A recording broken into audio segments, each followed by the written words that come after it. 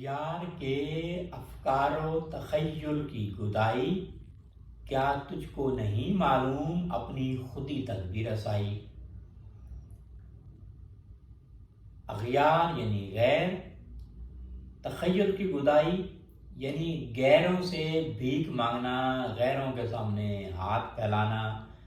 غیروں کی ہر وقت تابع رہنا۔ اقبال یہ کہنا چاہتے ہیں، جب تک تو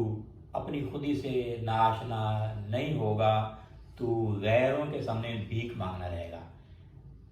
اور اگر تو نے بڑا بننا ہے، اپنے ضمیر کو بلند کرنا ہے، اپنی شخصیت کو بلند کرنا ہے، بے جرأت رندانہ بڑھنا ہے آگے، تو پھر غیروں سے بھیک مانگنا چھوڑو، اپنے آپ کو پہچانو، اپنے ضمیر کو پہچانو، یہی تیری منزل ہے اور اسی سے تو آگے بڑھ سکتا ہے۔ تو اپنے ضمیر کو پہچان، اپنی خودی سے نہ آشنا نہ ہو بلکہ خودی سے آشنا ہو۔ مزید اقبال یہ کہنا چاہتے ہیں، تیرے اندر نیا پن تب ہوگا، جدت تب ہوگی جب تو غیروں کے افکار اور خیالات کے بارے میں سوچنا چھوڑ دے گا